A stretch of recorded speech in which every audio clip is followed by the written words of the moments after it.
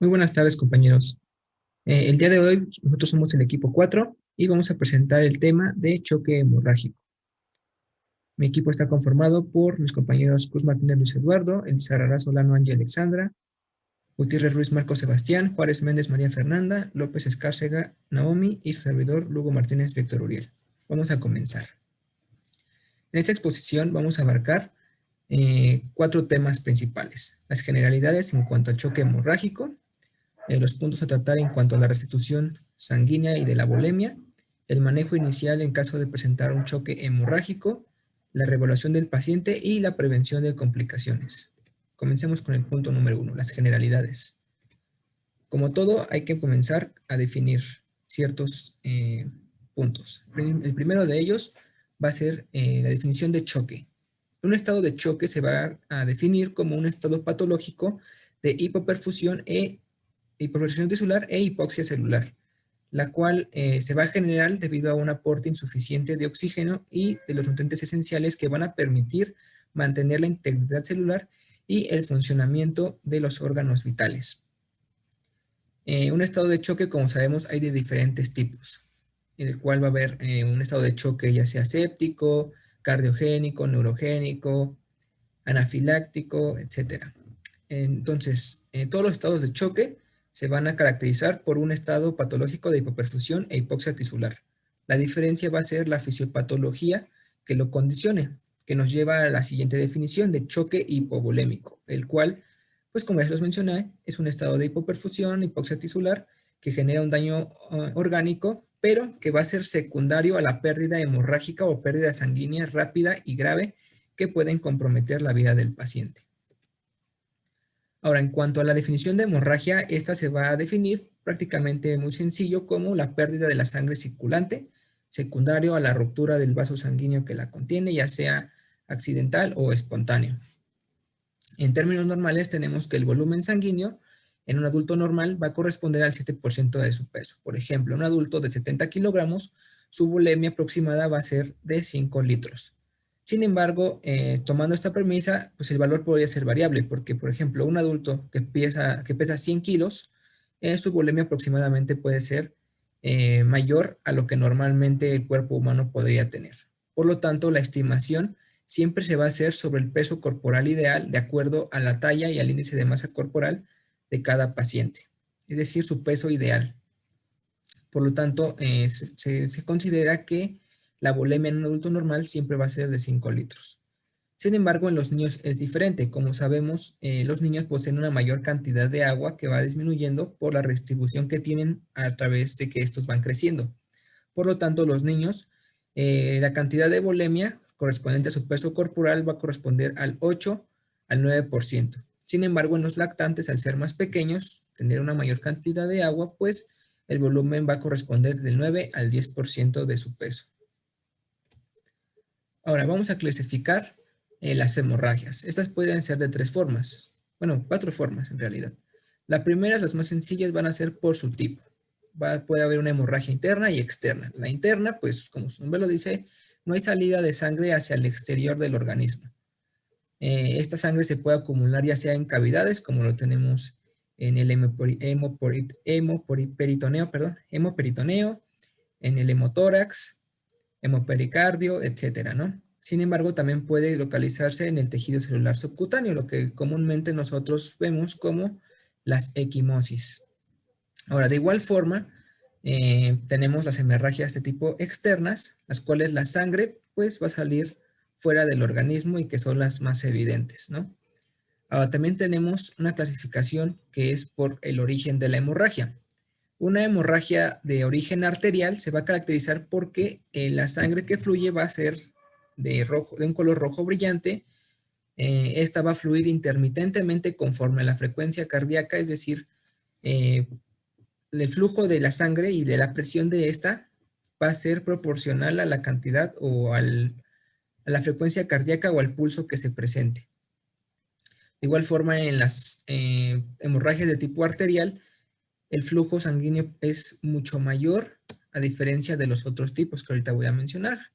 Entre estos se encuentran también las hemorragias de origen venoso, en las cuales, pues, a diferencia del anterior, la sangre que fluye va a ser de color oscuro y no va a tener relación con la frecuencia cardíaca. De igual manera, la cantidad de sangre va a ser mucho menor y no va a tener presión de salida. En cuanto al origen capilar de una hemorragia, tenemos que la sangre pues, también va a ser de origen arterial y por lo tanto su color va a ser rojo. Sin embargo, aquí no va a haber una relación directa con la frecuencia cardíaca y la presión de salida no va a ser tan pronunciada como en las de origen arterial. Estas se caracterizan por tener un flujo en capa, es decir, va saliendo poco a poco, y de igual manera se presenta principalmente en lesiones superficiales de la piel y no suelen ser tan aparatosas o graves. Ahora, clasificaciones por su fase tenemos tres fases. Una hemorragia de fase controlada en el cual los mecanismos compensadores o las técnicas para detener la hemorragia que lleva a cabo el personal de salud han logrado detener la hemorragia antes de que antes de que ésta produzca un choque que conlleve a un colapso del sistema cardiovascular. Ahora, en la fase no controlada, al contrario de la anterior, los mecanismos no fueron suficientes para poder detener la hemorragia. Por lo tanto, va a haber una disminución de la tensión arterial y esta se va a presentar con características de choque después de 10 minutos, incluso después de haber llevado a cabo las técnicas para detener la hemorragia, es decir, un manejo inicial de estas. Ahora, en la fase progresivo y reversible, como veremos más adelante en la fisiopatología, va a haber un estado de vasoconstricción prolongada, esto para tratar de mantener la perfusión adecuada de los tejidos. Sin embargo, estos mecanismos tarde o temprano se van a agotar, lo que va a llevar a un shock vasodilatador, en los cuales va a ser irreversible, ya que incluso con la administración de líquidos o de medicamentos tensoactivos, como lo puede ser la adrenalina, no van a producir una correcta vasoconstricción que permita la reperfusión de los tejidos, que a la larga esto puede conllevar a la muerte. Ahora, en cuanto a su clasificación por grados, tenemos 4 principales. En el grado 1, prácticamente la pérdida es menor a 750 mililitros, es decir, prácticamente lo que un paciente pierde en una transfusión sanguínea, se podría decir. Es decir, menos del 15% del total del volumen sanguíneo. En este grado no va a haber absolutamente ninguna alteración tanto en la frecuencia cardíaca, la presión arterial, la frecuencia respiratoria, la diuresis o síntomas del sistema nervioso, ¿no? Por lo tanto, no va a necesitar una restitución tanto con líquidos o como con paquetes globulares, debido a que esta pérdida sanguínea es muy pequeña y no requiere una restitución, ya que el propio organismo se encarga de restituir este mismo volumen en aproximadamente 24 horas. En el grado 2 ya tenemos una pérdida de 700 hasta 1500 mililitros, es decir, un 15 a 30% del volumen total. Aquí ya va a comenzar a aparecer síntomas del sistema nervioso, además de síntomas clínicos característicos, como lo es la frecuencia cardíaca aumentada.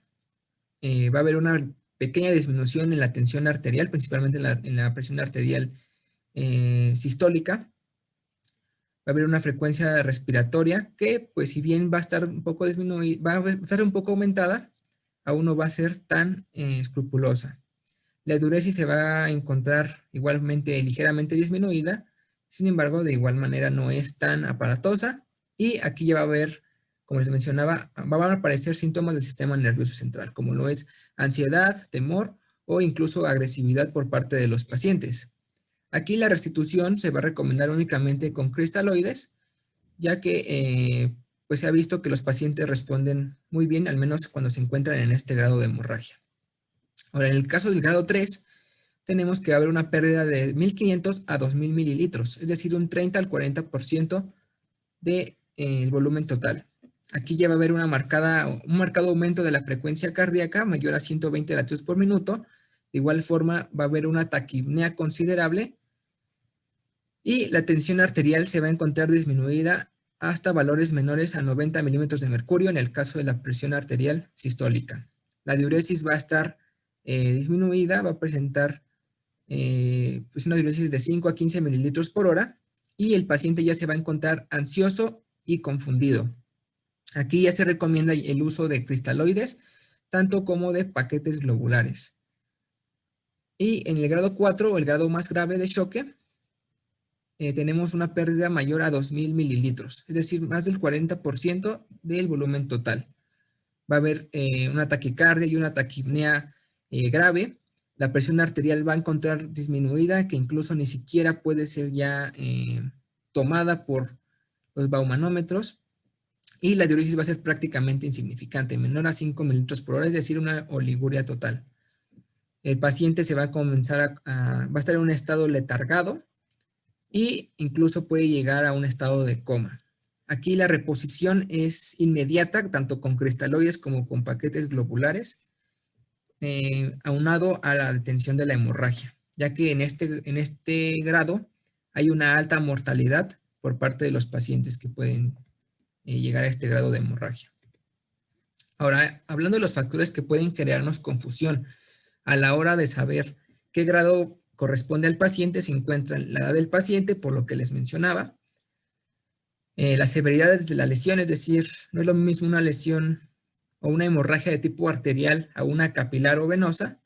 De igual forma, el lapso entre el origen de la hemorragia, es decir, desde el momento en el que se produjo hasta que comenzó el tratamiento, ya que esto condiciona una mayor pérdida de líquido por parte del paciente, y de igual forma que el paciente haya recibido una terapia con líquidos en el periodo prehospitalario, es decir, si fue atendido por los servicios de emergencia, ambulancias, antes de ser llevado al hospital, o ocurrida la hemorragia no recibió ninguna terapia con líquidos antes de llegar a este. De igual forma, los medicamentos utilizados, o si el paciente utiliza algún tipo de drogas, o si el paciente presenta alguna enfermedad previa, como lo es hipertensión. Por lo tanto, antes de establecer cualquier tipo de clasificación, ya sea grado 1, 2, 3 o 4, lo primero que debemos hacer es la reposición inmediata con líquidos y parar la hemorragia, independiente el grado en el que se encuentre, ya que de estos dos principales acciones va a depender la vida del paciente. Ahora, hablando ya como tal rápidamente de la fisiopatología del choque hemorrágico, tenemos que una pérdida sanguínea va a conllevar a unos mecanismos para tratar de mantener la perfusión de los tejidos, ¿no? Por parte del organismo, lo cual se va a manifestar con vasoconstricción periférica, es decir, una redistribución sanguínea de los tejidos periféricos menos importantes hacia los órganos más importantes y que requieren una mayor perfusión, como lo es cerebro, corazón y riñones. Esta redistribución sanguínea es la causante de la aparición de palidez en el paciente, disminución de la temperatura y la aparición de sudoración en frío. Ahora, acompañado de esta vasoconstricción periférica, va a haber un mecanismo de aumento de la frecuencia cardíaca. Esto para tratar de conservar el gasto cardíaco en los niveles normales y mantener la hiperperfusión. Ahora, aunado a que cualquier tipo de traumatismo pues va a llevar a la liberación de catecolaminas por parte del organismo, ¿no? Es decir, noradrenalina o epinefrina, lo cual esto va a actuar sobre los vasos sanguíneos, aumentando su resistencia vascular, es decir, va a haber una vasoconstricción de los mismos y un aumento de la tensión arterial. El aumento de la tensión arterial y del aumento de la frecuencia cardíaca y el gasto cardíaco son mecanismos compensatorios del organismo para tratar de mantener lo más normal la perfusión de los órganos de vital importancia, es decir, conservar la perfusión tisular. Sin embargo, mientras mayor sea la pérdida sanguínea que esté presentando el paciente, pues más difícil va a ser para el organismo conservar o mantener estos mecanismos compensatorios. Por lo tanto, a nivel celular va a comenzar un estado de hipoxia tisular. La hipoxia tisular va a conllevar a que las células cambien de un metabolismo aerobio a un anaerobio. Por lo tanto, va a haber producción de ácido láctico y el paciente va a caer en un estado de acidosis metabólica, lo cual va a ser el resultado de un mayor aumento en la frecuencia respiratoria como mecanismo compensatorio de este estado metabólico. Esta acidosis metabólica no solamente va a condicionar la aparición de esos síntomas, sino también va a llevar a un estado de depresión del miocardio, es decir, el corazón va a dejar de funcionar como bomba adecuadamente, lo cual pues va a hacer que este gasto cardíaco no se pueda conservar y a su vez pues va a agravar más la hipoxia tisular que ya se estaba generando.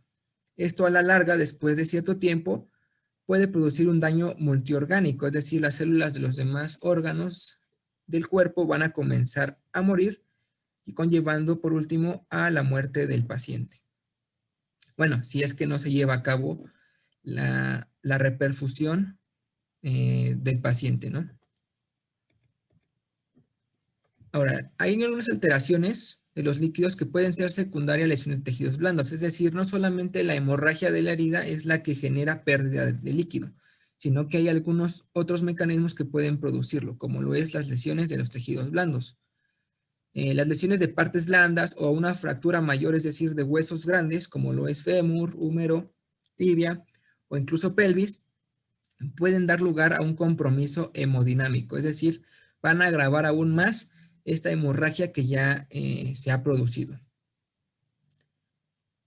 Esto va a estar dado por diferentes fuentes de pérdida de líquidos. La primera pues va a ser pérdida de sangre dentro del sitio de la lesión, es decir, en una fractura tanto de huesos largos como ya los que ya me he mencionado, puede haber una pérdida de incluso de hasta 700 hasta 1500 mililitros, además de la ruptura de las lesiones de partes blandas que se encuentren aledañas.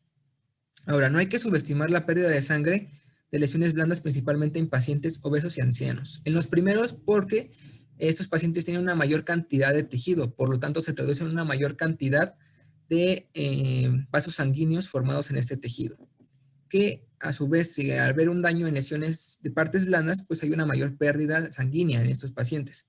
En los ancianos la pérdida principalmente se produce ya que en estos pacientes los mecanismos para detener la hemorragia y la curación de heridas es mucho más lento. Por lo tanto, la pérdida sanguínea se puede prolongar más que en un paciente sano o un paciente más joven. Ahora, otro mecanismo que genera una pérdida sanguínea importante va a ser el edema en los tejidos blandos lesionados. Esto va a ser resultado de la transferencia del líquido del plasma hacia el espacio extravascular o extracelular. ¿Esto por qué? En un paciente con trauma, pues como en todo proceso inflamatorio, va a haber una mayor permeabilidad de líquido por parte de los vasos sanguíneos, lo cual va a condicionar esta salida de líquido del espacio extravascular hacia el espacio extracelular, produciendo un edema y una mayor pérdida de volumen sanguíneo, o de la volemia en este caso. Ahora recordemos que la pérdida adicional de volumen entonces pues va a ser resultado de la magnitud de la lesión de partes blandas. Mientras más lesiones de partes blandas tengamos, además de las lesiones principales, pues mayor va a ser la pérdida sanguínea que pueda comprometer la vida del paciente. Muy bien, ahora vamos a continuar con el punto número 2, en el que vamos a abordar el manejo inicial del choque hemorrágico. Y vamos a comenzar hablando del examen físico. Este deberá estar encaminado al diagnóstico inmediato de lesiones que pongan en peligro la vida de nuestro paciente. Y va a incluir la evaluación ABCDE. También es muy importante que realicemos registros basales para monitorizar la respuesta que está teniendo nuestro paciente al tratamiento y medir continuamente los signos vitales de nuestro paciente, la diuresis y su nivel de conciencia.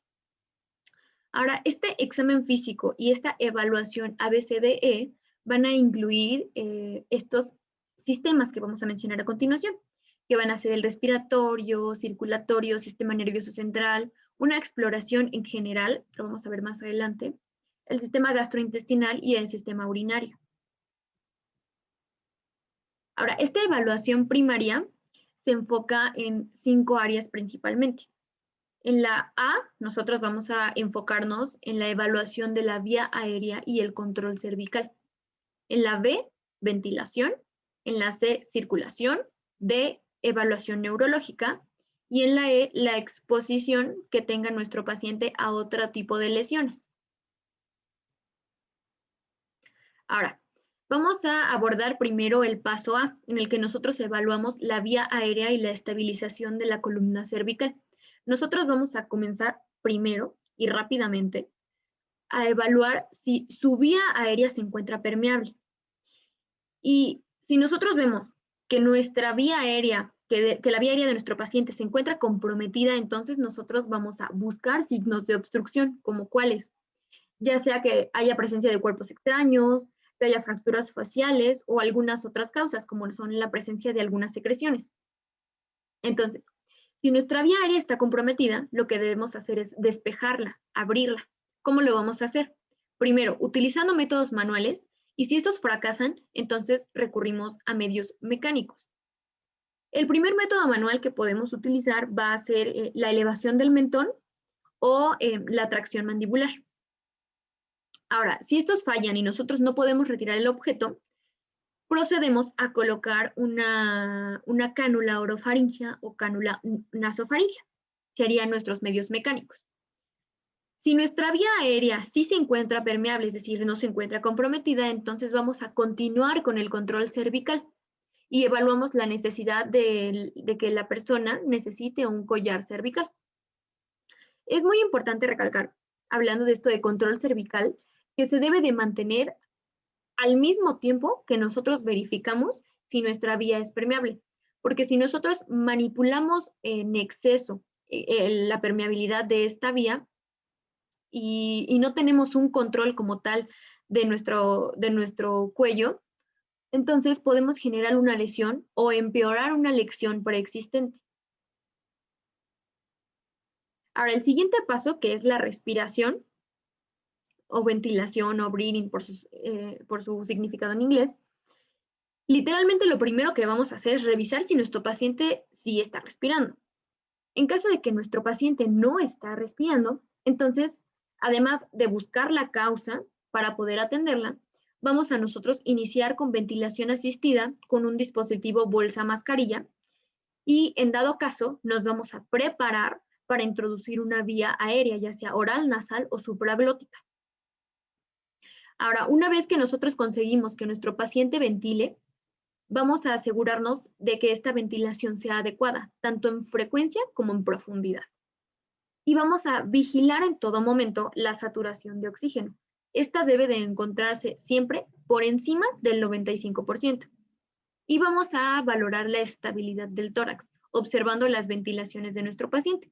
Y en caso de que éste se encuentre consciente, podemos pedirle que diga un enunciado completo y lo debe de hacer sin ninguna dificultad.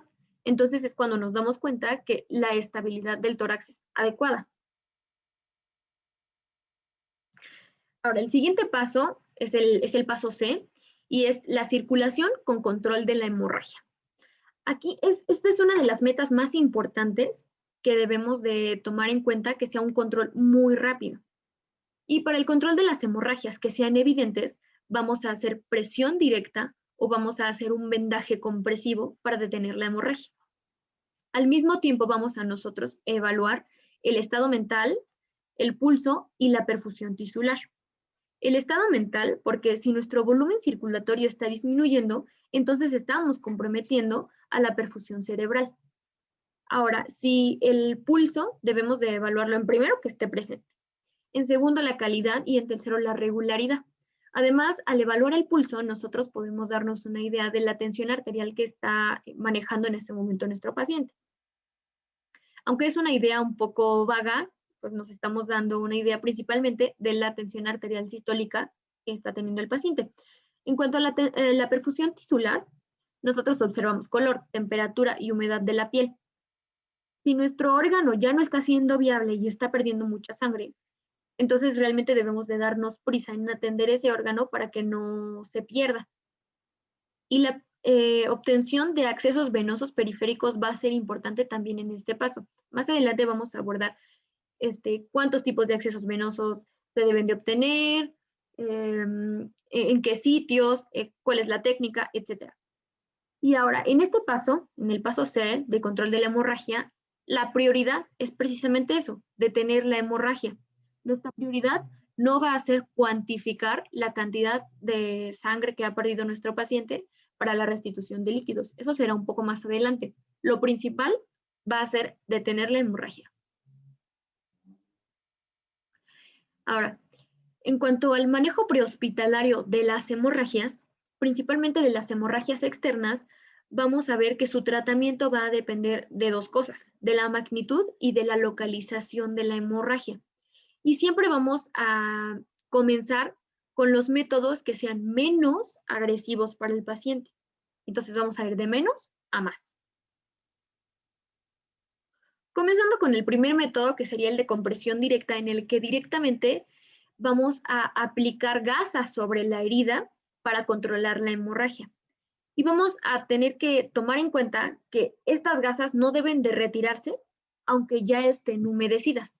Es decir, coloco mi primera gasa, se humedece, entonces coloco encima la siguiente gasa. Si esta se humedece, no quito ni la primera ni la segunda, coloco encima otra. Y así vamos sucesivamente. El siguiente método es el método por gravedad y este se utiliza en las extremidades. Y lo que vamos a hacer es que vamos a elevar la extremidad a una altura mayor que el corazón. Y lo podemos combinar con algunos otros métodos, como con el anterior, el de compresión directa, y debemos de evitar este método en fracturas y lesiones de la columna.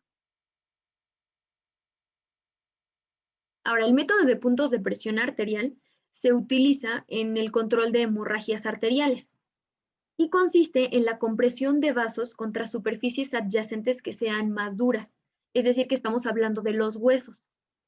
Ahora, lo que debemos hacer es que vamos a utilizar los puntos más cercanos a la herida, pero que no se comprometan en irrigación. Y lo que vamos a hacer es que vamos a aplicar presión con la yema de los dedos sobre los puntos de presión arterial. Vamos a mencionar cuáles son estos puntos más adelante. Va a haber una excepción en el punto femoral, en el que debido al calibre de esta arteria y la presión con la que fluye la sangre en este punto, vamos a tener que utilizar el final de la palma de la mano, es la palma de la mano, el final, y lo que se encuentra como más cercano a nuestra muñeca, porque va a ser un punto como más fuerte para ejercer una mayor presión en ese punto. Ahora, debemos también considerar que la presión nunca debe de ser menor de 5 minutos. Y podemos utilizar este método combinado con otros como el de compresión directa. Ahora, en el caso de las hemorragias venosas que son grandes, la presión ejercida de manera distal nos va a ayudar a contener este tipo de hemorragias. Los puntos de presión a los que me refería anteriormente tenemos 5 principales, pero como pueden ver en la imagen son bastantes. Ahora, tenemos al punto de presión temporal.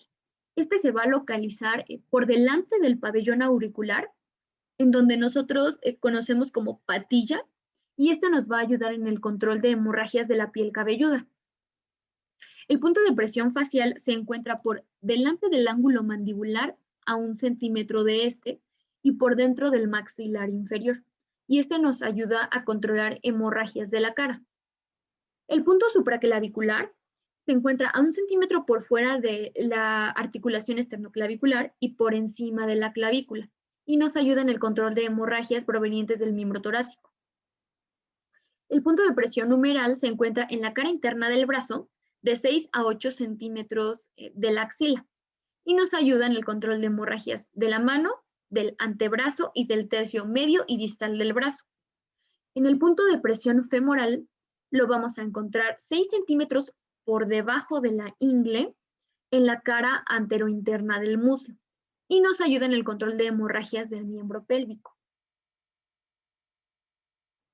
El cuarto método son las ligaduras y la posición en que las coloquemos va a depender del origen de la hemorragia y solamente va a ser útil en hemorragias superficiales. Ahora, si el origen de la hemorragia es arterial, nosotros vamos a colocar la ligadura entre la herida, como lo observamos en esta imagen, aquí encontramos la herida, y el corazón. En medio vamos a colocar nosotros la ligadura. Ahora, si nuestra hemorragia superficial es de origen venosa, lo que vamos a hacer es que vamos a localizar la herida, el sitio en donde se está produciendo la hemorragia, y el resto de la extremidad en donde se esté dirigiendo. O sea, el lado contrario a en donde está el corazón. Y ahí en medio vamos a colocar nosotros la ligadura. Es importante que sepamos que este método solamente se utiliza en casos extremos, o sea, cuando los otros métodos que ya vimos han fracasado, entonces recurrimos a este y al siguiente método que voy a explicar, que es el de torniquetes. Ahora, los torniquetes solo se utilizan como último recurso por la alta morbilidad que conlleva su uso, precisamente por el uso inadecuado que se le da a este tipo de métodos. Su alta morbilidad se basa básicamente en lesiones nerviosas y únicamente va a colocarse en las extremidades inferiores y sobre puntos de presión que vimos anteriormente, ya sea el punto humeral o el punto femoral. Ahora, una vez que nosotros lo colocamos, como está en esta imagen que está detrás de mí, no lo vamos a retirar. Lo único que vamos a hacer es que cada 15 minutos, por un lapso de 3 a 5 minutos, vamos a aflojarlo para disminuir la presión que estamos ejerciendo. Y únicamente si vemos que pues realmente la hemorragia está comenzando a ceder ante la presión que nosotros estamos ejerciendo con este método. Ahora, ¿cómo vamos a actuar ante amputaciones traumáticas? Lo vamos a hacer colocando vendajes compresivos en el miembro que se encuentra herido precisamente para evitar una hemorragia. Y vamos a proceder a elevar el miembro por encima del nivel del corazón. Vamos a evitar totalmente la colocación de torniquetes y lo que vamos a hacer es que, como en esta imagen, vamos a envolver la parte que fue amputada en una gasa o paño estéril. Y vamos a introducir esa parte ya envuelta en esta gasa o paño estéril en una bolsa de plástico que se encuentre bien cerrada. Y lo vamos a sumergir en una bolsa con hielos y agua, que debe de conservar una temperatura de menos de 4 grados centígrados. Es muy importante que no manipulemos para nada ni la herida ni la parte que fue amputada. No se deben de limpiar y no se deben de desinfectar. Se debe de acudir inmediatamente a un centro hospitalario en donde pueda recibir la atención adecuada. Ahora, esto es en caso de amputaciones completas.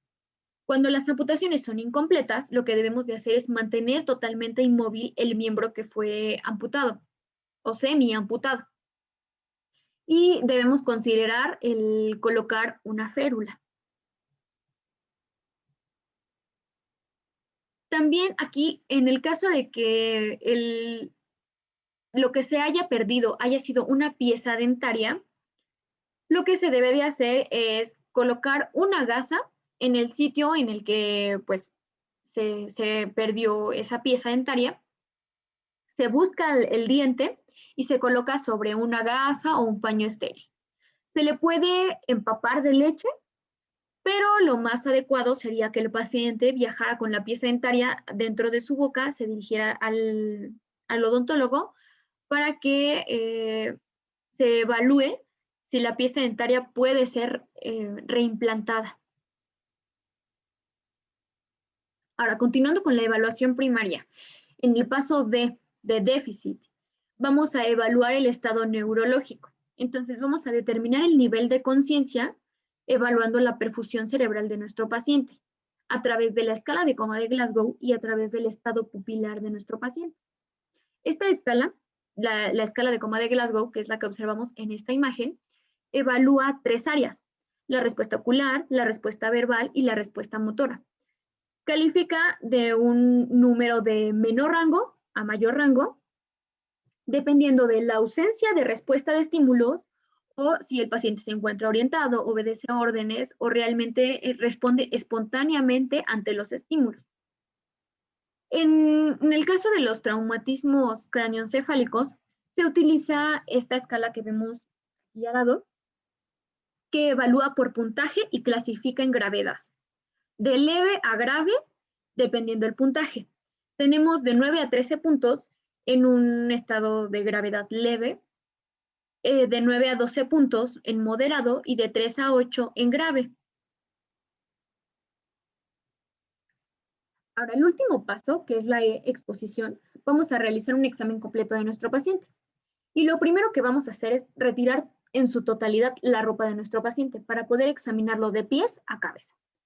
y lo que vamos a hacer es buscar lesiones asociadas al traumatismo que nosotros atendimos primordialmente. Ahora, en este paso es muy importante y es esencial que prevengamos la hipotermia. Y lo podemos hacer a través del uso de calentadores líquidos, técnicas externas de calentamiento, ya sean activas o pasivas. Y es importante porque la hipotermia se asocia a una mayor pérdida de sangre y a un mayor riesgo de desarrollar acidosis. Ahora, en el caso de la distensión gástrica, nosotros vamos a proceder con la descompresión. Si nosotros estamos ante una dilatación gástrica, sus principales complicaciones podrían ser la hipotensión inexplicada o la presencia de arritmias cardíacas, principalmente la bradicardia, por estímulo vagal excesivo. Ahora, también ante una dilatación gástrica existe el riesgo de aspiración de contenido gástrico si nuestro paciente se encuentra inconsciente. Y debemos de considerar descomprimir por una sonda nasal u oral que esté conectada a un descompresor. El siguiente punto es el que debemos considerar cateterizar la vejiga. Esto nos va a permitir determinar si existe o no la presencia de hematuria y también va a ser útil para monitorizar el gasto urinario y así vigilar la perfusión renal de nuestro paciente. Sin embargo, este procedimiento va a estar contraindicado en caso de que exista sangre en el meato uretral o un hematoma o contusión en el perineo. Ahora sí, vamos a hablar de los accesos vasculares. Dijimos que cuando evaluamos la presencia de una hemorragia es importante que obtengamos accesos vasculares inmediatamente. Ahora, vamos a insertar 2 catéteres intravenosos periféricos de grueso calibre. ¿En qué sitio? Podemos hacerlo en las venas de los antebrazos o en las venas antecubitales. Y el ATLS menciona que es útil el hacer uso de calentadores de líquidos y bombas de infusión rápidas en hemorragias masivas y en hipotensión severa. También debemos tomar en cuenta que en caso de que no consigamos los accesos periféricos, podemos considerar otras vías, como son la intraósea, la temporal, e incluso podemos considerar un acceso venoso central. Ahora vamos a describir rápidamente cómo va a ser esta técnica de colocar un acceso venoso periférico. Bien, lo primero es que hay que tener a la mano todos los materiales que vamos a utilizar. Y es importante porque en el momento en el que estos no sean necesarios, van a estar listos para su uso. Ahora, ¿qué materiales vamos a necesitar? Debemos de tener catéteres de diferentes calibres, gasas estériles, guantes de látex descartables, antiséptico y cinta adhesiva. También es importante que contemos con lazo hemostático, apósitos, con nuestro bote de desechos, una bolsa roja, nuestro pie de suero y el sistema de infusión y la solución que vayamos a colocar. El primer paso es iniciar con nuestro lavado de manos. Ahora, aquí lo vemos. En el momento 1 va a ser el lavado de manos. Ahora vamos a continuar a seleccionar el sitio en el que vamos a insertar nuestra vía intravenosa.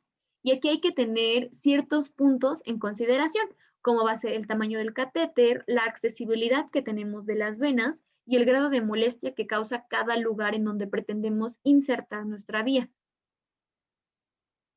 Ahora, los principales sitios anatómicos para instalar un acceso venoso periférico van a ser las venas del arco dorsal de la mano y las venas cefálica y basílica del antebrazo. Y ahora esta es una pregunta muy interesante, ¿por qué las extremidades superiores son de predilección? Y hay muchas razones, pero estas me parecieron como las más importantes, las más destacables. Por la mayor duración, comparado con otros sitios anatómicos en donde se pueden colocar estas vías, y porque existe un menor riesgo de que se desarrolle una tromboflebitis. Ahora, una vez que nos lavamos las manos y seleccionamos el sitio anatómico, vamos a colocar el lazo hemostático. Vamos a realizar un segundo momento de lavado de manos. Nos colocamos los guantes, realizamos la antisepsia del sitio en el que vamos a colocar nuestro acceso venoso y procedemos a punzar con el bisel del catéter hacia arriba la piel.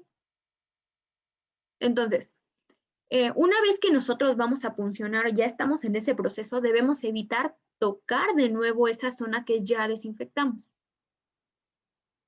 Una vez que nosotros puncionamos la piel, debemos observar que se presente ese reflujo de sangre en el catéter. Eso nos está indicando que realmente ya entramos en la vena. Ahora lo que vamos a hacer es retraer el bisel del mandril y vamos a continuar con la inserción del catéter. Aquí lo vemos más de cerca, retraemos el mandril, continuamos con la inserción del catéter. Ahí ya está inserto totalmente. Retiramos ahora sí nuestro lazo hemostático.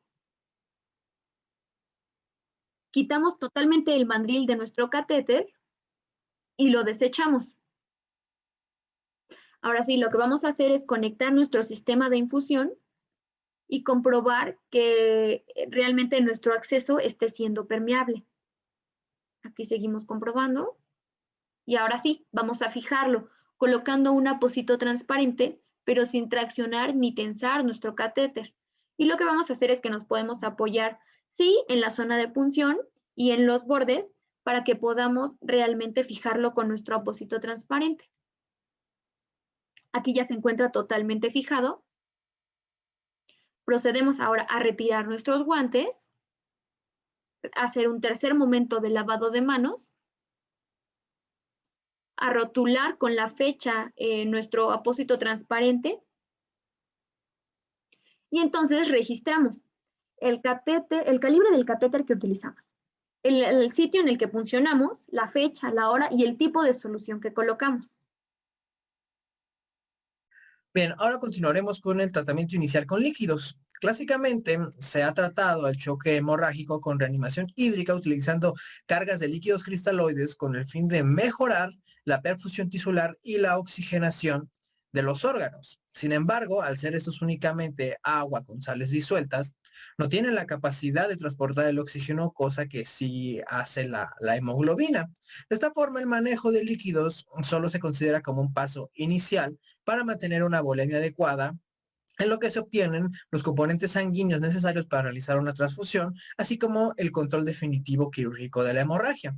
En el manual de estudiantes de la ATLS, en su 10ª edición en el año 2018, maneja una dosis inicial en bolos de líquidos cristaloides que tienen que estar a una temperatura regular o tibia, de 1 litro en el caso de los adultos y de 20 mililitros por kilogramo de peso en el caso de los pacientes pediátricos. Esto a pasar en 15 a 20 minutos. También otro esquema que podemos utilizar es el de 20 a 30 mililitros por kilogramo de peso. En ambos esquemas, para evitar la sobrecarga hídrica, se aconseja administrar lo que son cargas de 300 a 500 mililitros cada 20 a 30 minutos y valorar la respuesta del paciente. De esta forma, se vigila que no se presenten las complicaciones características de la sobrecarga hídrica, como es el caso del edema pulmonar. Siempre debe considerarse la cantidad de líquidos que ya se le fueron administrados en la fase prehospitalaria con el fin de no excederse en los líquidos a administrar.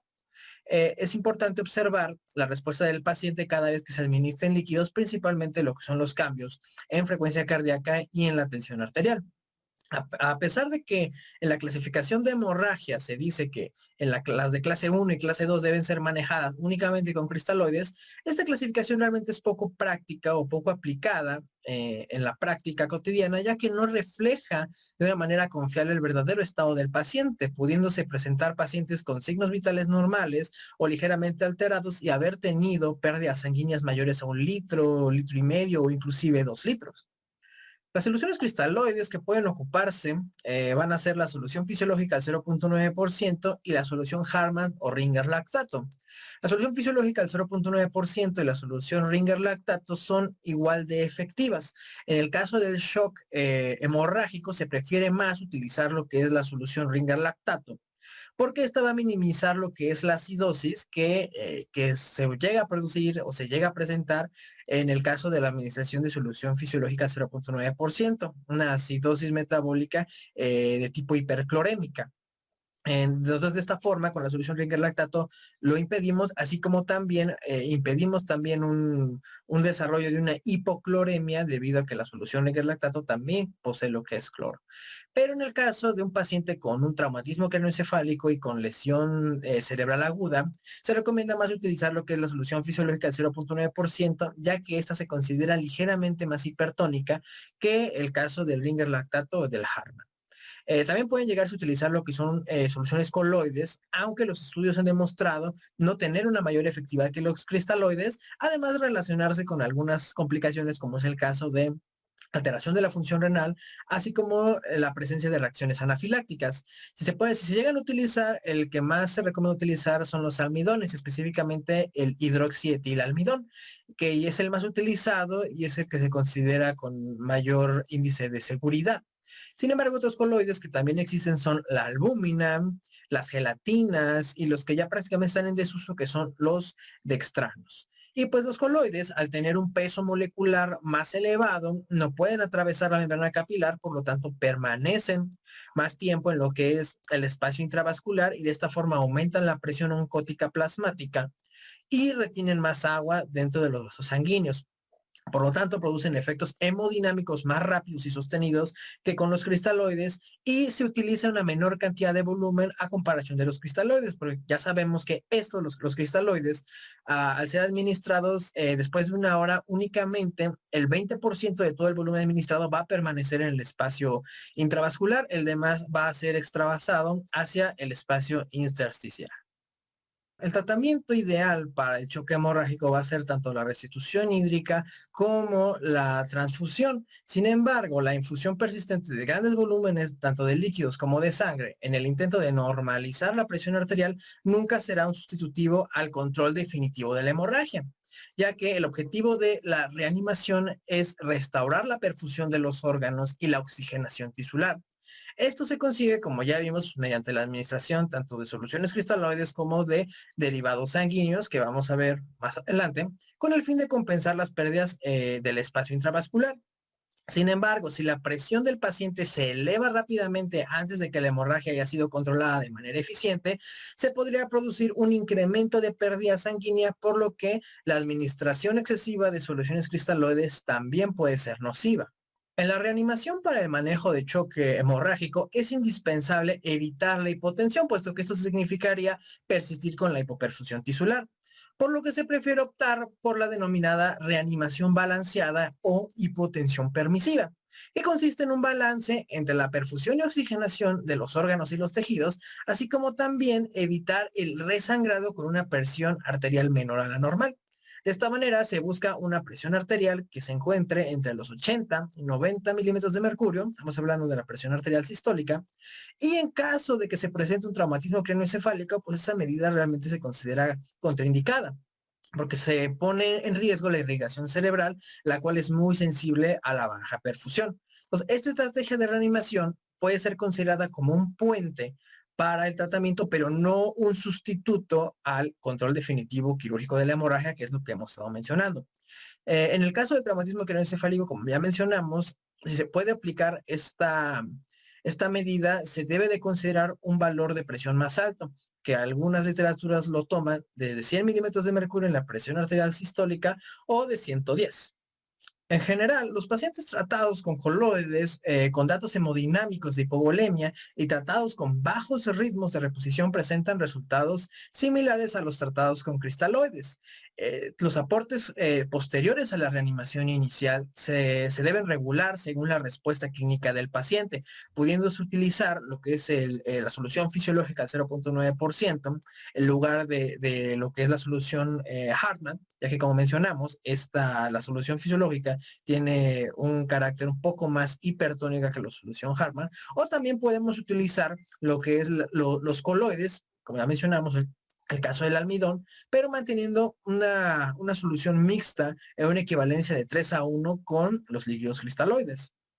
Ahora, nosotros con los mismos datos clínicos con los que hicimos diagnóstico del choque hemorrágico, podemos también utilizarlos como criterios de mejoría para observar la respuesta de nuestro paciente.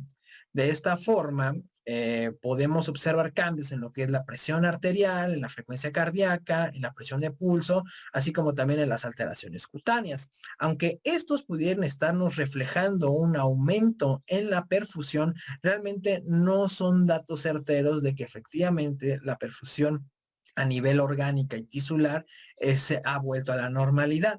Por lo tanto, se busca simplemente mantener una presión arterial media de 65. Ahora, para poder realmente evidenciar una mejora en el gasto cardíaco, nosotros debemos de hacer ciertas pruebas hemodinámicas, tanto invasivas como no invasivas, pero estas a su vez pues son difíciles de realizar a menos que se tenga las instalaciones y el equipo necesario para poderlo realizar, así como también el hecho de que pues esté la persona encargada o el experto en poder llevar a cabo este tipo de técnicas, como es el caso de la medición de forma indirecta o directa del gasto cardíaco, de la presión venosa central, de la saturación venosa de oxígeno, saturación también mixta. Y pues clínicamente nosotros la mejor forma en la cual podemos evidenciar una verdadera perfusión o una mejora del flujo plasmático es evaluando lo que es la diuresis. El volumen del gasto urinario se considera un indicador razonablemente sensible de la perfusión tisular y por lo general un volumen urinario normal significa pues que hay un buen flujo sanguíneo renal, a excepción de que existan alteraciones como lesiones renales concomitantes, hiperglicemias o la administración de fármacos diuréticos. En cuanto a la reanimación, se recomienda que esta debe de producir una diuresis aproximada de 0.5 mililitros por kilogramo de peso por hora en el adulto, y en el caso de los niños se considera que debe ser de 1 mililitro por kilogramo de hora, por kilogramo de peso, perdón, a la hora. Y para los niños que son menores de un año debe de ser de 2 mililitros por kilogramo de peso hora. Y pues obviamente la incapacidad de obtener estos volúmenes urinarios se debe principalmente a una reanimación inadecuada o que continúa o persiste la pérdida sanguínea. Eso también si nosotros encontramos una ligera cantidad de orina, pero con una densidad muy alta. Por lo tanto, se deben de optar por otro tipo de medidas. Y algo que ya habíamos mencionado anteriormente, el error más frecuente es el de seguir administrando y administrando líquidos, esperando que la diuresis mejore. Sin embargo, como ya explicamos, el aplicar líquidos y líquidos sin fin solo dificulta la perfusión. Ahora, los pacientes en la etapa temprana del choque hipovolémico tienden a desarrollar lo que es la alcalosis respiratoria debido a la taquipnea que se genera por el estímulo simpático. Esto frecuentemente se continúa o se sigue con una acidosis metabólica leve, esto en las fases tempranas del choque, que si bien si se puede manejar o tratar el choque desde estas primeras etapas, pues este tipo de alteraciones, de equilibrio ácido-base no deben de ser tratadas más que con la misma reanimación para el restablecimiento de un paciente con choque. Sin embargo, si el estado de choque se prolonga y se prolonga con el tiempo, va a generar que esta acidosis metabólica se torne severa. Como ya sabemos, la acidosis metabólica se provoca por el cambio del metabolismo aerobio al anaerobio al haber una baja concentración de oxígeno en sangre y a la vez una hipoperfusión tisular que obliga a las células a llevar a cabo el metabolismo anaerobio, con el cual terminan, aparte de formar una poquísima cantidad de energía, que son 2 ATPs, terminan también formando lo que es lactato, ácido láctico, que a final de cuentas termina acidificando el medio y desarrollándose pues la entidad de acidosis metabólica. Entonces, un estado de acidosis persistente habitualmente es el resultado de una reanimación inadecuada o de la persistencia de la pérdida sanguínea. En pacientes con choque, la acidosis tiene que tratar únicamente con la pura reanimación, administrando líquidos, administrando sangre y pues, llevando a cabo la intervención quirúrgica necesaria para el control de la hemorragia. Es decir, se tiene que tratar lo que es la causa de la causa del choque, y así como también de la hemorragia o cerrando la hemorragia con el fin de volver a recuperar la perfusión, y no es necesario hacer algo más al respecto para mejorar esa condición de equilibrio ácido-base. Bien, ahora los niveles de déficit de bases, así como también los del lactato, son de gran utilidad para poder determinar la presencia y la gravedad del choque. Se puede hacer mediciones serias de estos parámetros con el fin de monitorear la respuesta que tiene el paciente al tratamiento. Un lactato sérico menor de 2 o tratar de mantener un lactato sérico menos de 2 milimoles por litro en menos de 24 horas genera una sobrevida de hasta el 100% de los pacientes, pero si esto lo prolongamos hasta las 48 horas, únicamente el 78% de los pacientes van a sobrevivir. Y si nos vamos más allá de 48 horas, únicamente hay una sobrevida del 14%. Entonces, a su vez, el déficit de bases también debe de mantenerse por arriba de -2 o dentro de los valores normales que es de +-2. Por lo tanto, no debe usarse lo que es bicarbonato de sodio para tratar la acidosis, ya que esto realmente no nos va a llevar ningún tipo de beneficio y como ya mencionamos, el estado de acidosis metabólica se va a reponer al realizar con una correcta reanimación tanto con líquidos como con sangre, así como también pues detener la fuente de la hemorragia.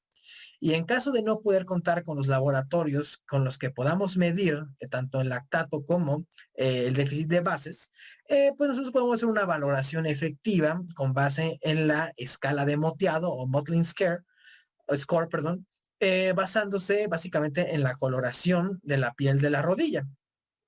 Ahora, nosotros debemos observar la respuesta de la reanimación inicial, identificando a los pacientes cuya hemorragia fue mayor a la estimada y a los que continúan sangrando y que requieren un tratamiento más específico de la hemorragia. Para esto existen los denominados patrones de potenciales de respuesta a la reposición de líquidos que se pueden dividir en 3 grupos: los de rápida respuesta, los de respuesta transitoria y los de respuesta mínima o nula.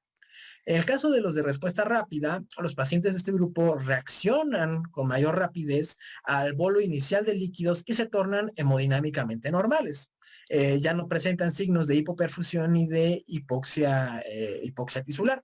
Entonces, una vez que ha ocurrido esto, se le deben de disminuir la dosis de infusión a valores de mantenimiento y normalmente estos pacientes suelen haber perdido valores de sangre menores al 15% de su volumen sanguíneo, es decir, se pueden considerar de una clase 1 y pues ya no está indicado seguir administrando más bolos de líquidos o productos sanguíneos.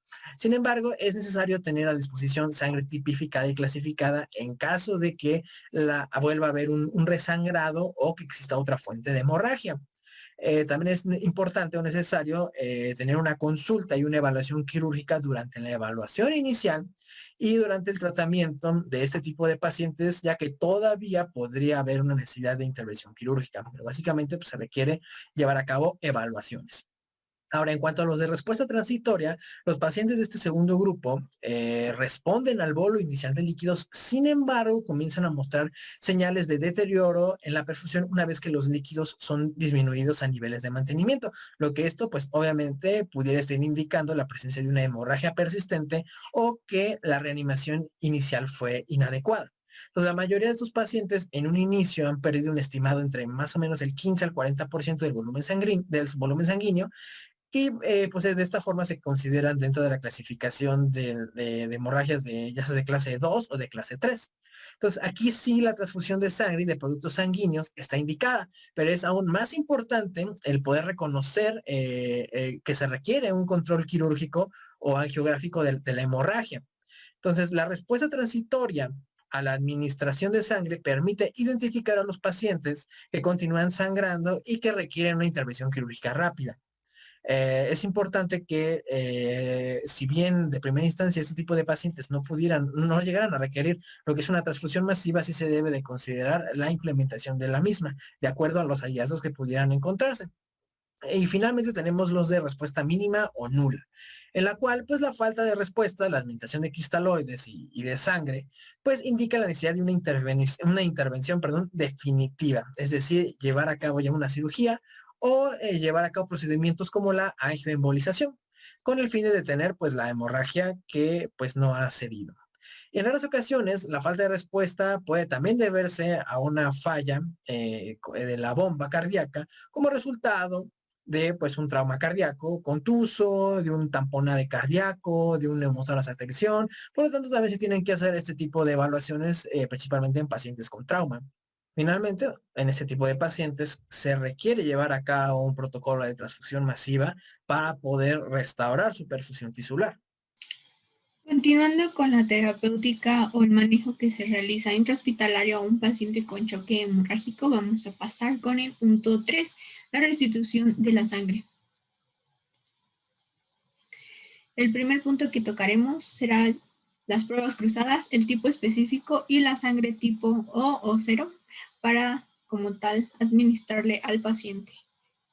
Es importante mencionar que el TIPI-Cruces nos va a permitir administrarle el grupo sanguíneo correcto o incluso los hemoderivados correctos de acuerdo a la clasificación en la que se encuentra el paciente, ya sea de grupo sanguíneo y de sistema RH. Pues el objetivo como tal de llevar a cabo las TIPI-Cruces y la posterior transfusión es la restitución de la capacidad del volumen intravascular para mejorar el aporte de oxígeno a los tejidos que se han visto desprovistos de ya que la hemorragia prácticamente ha sido masiva y ha tenido una gran expansión donde ha limitado de oxígeno a varias células que ahorita se encuentran comprometidas. Este procedimiento, este protocolo de laboratorio se va a llevar a cabo en los pacientes respondedores transitorios y no respondedores. Esto quiere decir que se les ha intentado mediante fluidoterapia, la administración de líquidos que ya mencionaron anteriormente, aumentar la volemia y mejorar el gasto cardíaco. Sin embargo, no han respondido de la manera adecuada. Entonces, lo siguiente a realizar o ya considerarse incluso desde que inició la fluidoterapia es la administración de paquetes de glóbulos rojos y hemoderivados. Esta reposición pues va a ser desde paquetes de glóbulos rojos, plasma y plaquetas. Esta se va a considerar como una fase inicial de la reanimación. Y la sangre completamente tipificada es preferible, pues el proceso de pruebas cruzadas completas toma aproximadamente 1 hora en los bancos de sangre y a veces este tiempo no se cuenta y se requiere mejorar como tal el estado de gasto cardíaco, de volemia del paciente para que no siga teniendo más complicaciones y darle como tal un manejo integral. Es importante mencionar que si la sangre con pruebas cruzadas aún no se encuentra disponible por el tiempo que se tiene y ya se requiere empezar la hemoterapia o como tal la transfusión sanguínea, es importante considerar administrarle el grupo sanguíneo O o 0 en pacientes con hemorragia exsanguinante. Esto quiere decir que ha sido una hemorragia masiva que no ha llegado a controlarse mediante técnicas intentadas para hemostasia y que además de esto pues requiere urgentemente una transfusión. ¿Por qué considerar al grupo sanguíneo? Pues como lo muestra aquí en las imágenes, el grupo sanguíneo siempre ha sido considerado el donador universal, sobre todo el O negativo en el caso o hablando del factor RH, porque nos está diciendo que aparte de pues, ser el donador universal, no tiene un antígeno RH que pueda desencadenar o sensibilizar como tal al paciente y desencadenar una respuesta inmune en contra de la sangre que nosotros le estemos pasando, que al contrario de beneficiar al paciente, incluso lo perjudicaríamos. Condicionaríamos una hemólisis del paquete que se transfundiría de concentrados de hematíes. Si se llega a transfundir plasma, es importante utilizar el tipo AB, ya que el tipo AB es considerado pues el plasma donador universal, ya que no posee o no tiene anticuerpos. Y bueno, esto puede impedir que como tal nuevamente el paciente identifique esta transfusión como desconocida y comience a atacarla y prácticamente no beneficie nada que se lleve a cabo esta recuperación de la volemia mediante los hemoderivados o los concentrados de hematíes, en este caso de hemoderivados. Es importante tener en consideración que toda mujer en edad reproductiva que se encuentre frente a una hemorragia exsanguinante, una hemorragia masiva, se debe llevar a cabo la transfusión del grupo O RH negativo, ya que recordemos que pues una mujer en edad reproductiva no sabemos a ciencia cierta y por el tiempo en el que se esté presentando urgencia no podemos diagnosticar si se encuentra embarazada. Entonces, al momento de administrarle el grupo sanguíneo, lo que menos queremos si es que llegara a estar embarazada y ella fuera RH negativo, como tal sería sensibilizar al cuerpo de esta mujer y que si llegara a tener un producto dentro de ella, pueda afectarlo directamente y causarle una hemólisis, sensibiliza al cuerpo, identifique que los antígenos que está presentando no son compatibles con los de ella y bueno, puede ocasionar incluso la muerte del producto, que ni siquiera llegue a una evolución como tal, siendo que incluso la mujer ni siquiera sepa que está embarazada.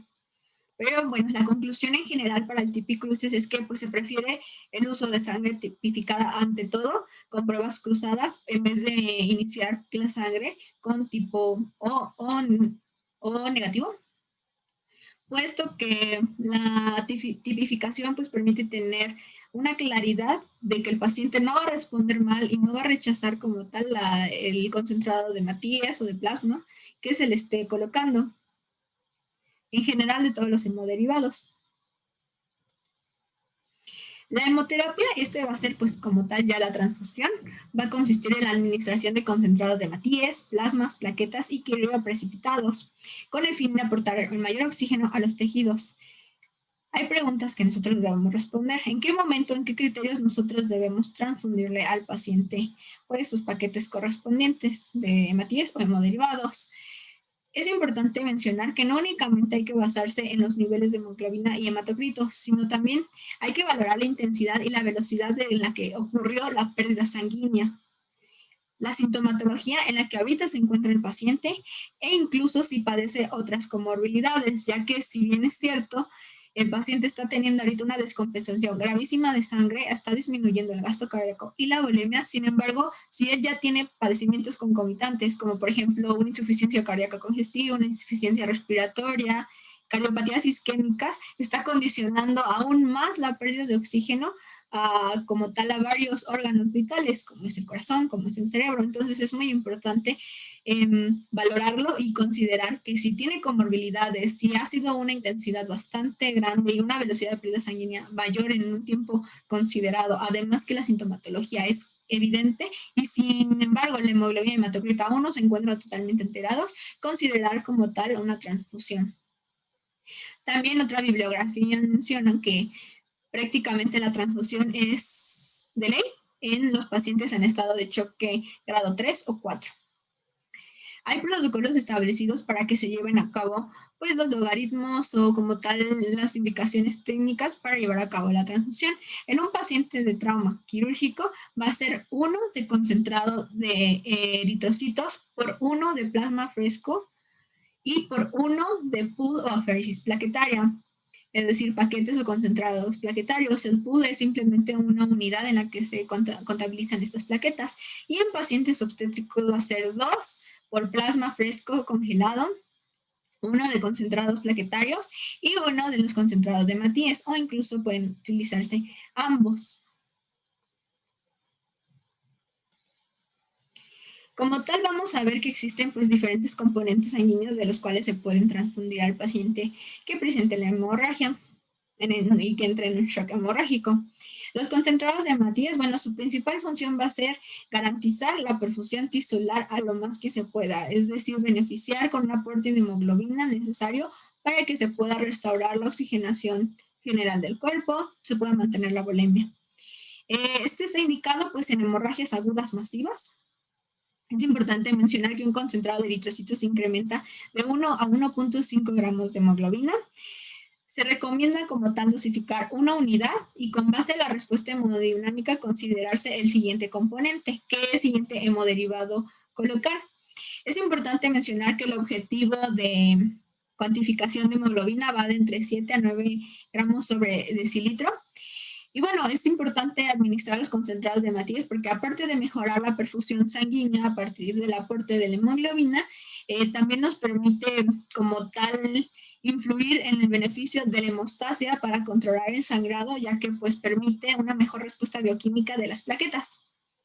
Y hablando de las plaquetas, otro de los componentes sanguíneos que se pueden transfundir son los concentrados plaquetarios. Cada unidad incrementa el recuento entre 5.000 y 8.000 plaquetas por microlitro. Las indicaciones van a ser principalmente en sagrados con un recuento menor a 50.000 plaquetas por microlitro. Es decir, ya nos encontramos con una trombocitopenia grave. Igual va a ser indicado en concentraciones plaquetarias o recuento plaquetario menor a 100.000 100.000 plaquetas por microlitro en sangrados cuantiosos. También es importante indicarse cuando se presenta o hay evidencia clínica o de gabinete de lesión del sistema nervioso central en pacientes politraumatizados graves por el riesgo de presentar coagulopatías como tal la coagulación intravascular diseminada a consecuencia de la dilución de los factores de la coagulación. Es importante también mencionar que cuando se encuentre un recuento plaquetario normal, pero cuando hay un sangrado activo, se debe sospechar como tal de una disfunción plaquetaria, ya sea por exceso de consumo de ácido acetilsalicílico, porque el paciente padezca algún trastorno de la coagulación, un déficit de algún factor de la coagulación o de la estructura y función de las plaquetas, o igual si se encuentra en un estado con una alta concentración de uremia. Es importante considerar a razón de 1 unidad de plaquetas por cada kilogramo de peso. Sin embargo, para la transfusión masiva, que prácticamente es la que estaríamos hablando en este caso en el shock hemorrágico, se consideran 2 unidades de plaqueta por cada 6 concentrados de hematíes. En cuanto al plasma fresco congelado, bueno, principalmente va a aportarnos factores de la coagulación, las proteínas necesarias para que se lleven a cabo estas y funcionen, anticuerpos, demás componentes que circulan a través del plasma. La transfusión masiva va a constar de 1 unidad de plasma fresco congelado por cada 5 concentrados de hematíes. Es importante mencionar que se debe llevar a cabo ciertas fórmulas para dosificarla. Sin embargo, estas igual van a depender de dosis respuesta, igual de la práctica del médico encargado que ha manejado como tal y ha visto la respuesta de los paquetes que se requieren para ciertos casos de hemorragias masivas en que hayan entrado en shock hemorrágico. Pero la principal que se debe tomar, se debe calcular el volumen plasmático teórico. Esto se va a calcular con el peso del paciente en kilogramos por 45 mililitros en caso de que sea un hombre o de 40 mililitros en caso de que sea mujer. Posterior a esto, necesitamos ahora cuantificar cuánto es el volumen que se debe reponer. El volumen plasmático, para esto vamos a necesitar el volumen plasmático teórico, que se va a multiplicar por el incremento deseado que nosotros entendemos, es decir, cuál es la meta que se pretende que ya tenga el paciente a la que debe llegar como tal de plasma, en unidades de plasma. Y posterior a tener este resultado, teóricamente sería el volumen a reponer. Sin embargo, a esto lo vamos a dividir entre 250. Cada unidad de plasma aporta aproximadamente un volumen de 200 a 300 mililitros. Es por eso que vamos a dividirla entre 250. El resultado final de ello es como tal el volumen de plasma fresco congelado que se le va a administrar al paciente.